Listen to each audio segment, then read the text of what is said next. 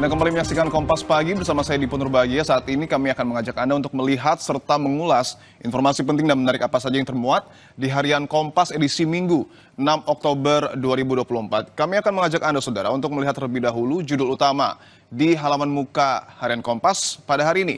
TNI diminta lebih merakyat. Loyalitas dan pengabdian TNI kepada rakyat, bangsa, dan negara selama 79 tahun diapresiasi. TNI diharapkan selalu dekat dengan rakyat karena keduanya merupakan kekuatan bangsa.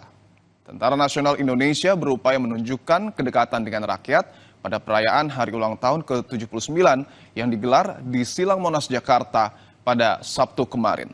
Ada juga foto yang kemudian melengkapi kolom ini. Anda bisa melihat bahwa ada sejumlah prajurit TNI yang kemudian beratraksi menuruni Monumen Nasional dan tentu juga ini menjadi hiburan bagi rakyat pada hari kemarin. Kita akan beralih ke kolom sebelahnya, saudara. Ini ada dari industri musik dengan judul Bukan Main, Sibuknya Jadi Musisi. Menjelang akhir tahun, industri pentas musik di Indonesia menggeliat hebat. Akhir pekan ini sedang berlangsung Synchronize Fest di Gambir Expo Kemayoran, Jakarta. Ada seratusan pemusik dalam negeri yang tampil. 2 pekan sebelumnya di tempat yang sama berlangsung Festival Pesta Pora dengan skala serupa. Ada juga informasi menarik lainnya, saudara. Harian Kompas melakukan wawancara khusus dengan Menko Polhukam Hadi Cahyanto dan dimuat dalam sebuah judul. Hadi Cahyanto bilang stabilitas politik modal bagi pemerintahan baru.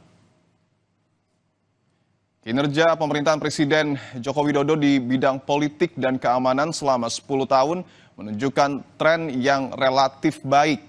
Dalam 1 dekade, kinerja bidang politik dan keamanan mendapatkan apresiasi tinggi dari publik meski angkanya cukup fluktuatif.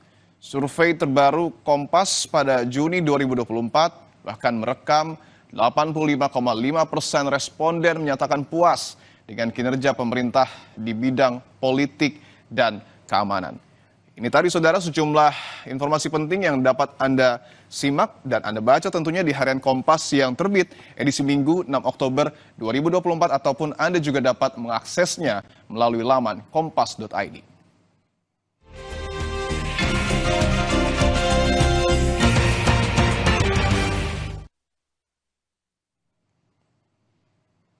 Serangan Israel ke Lebanon kian meluas. UNICEF menyebut ratusan anak-anak terbunuh atau terluka. Hampir 2.000 orang tewas di Lebanon.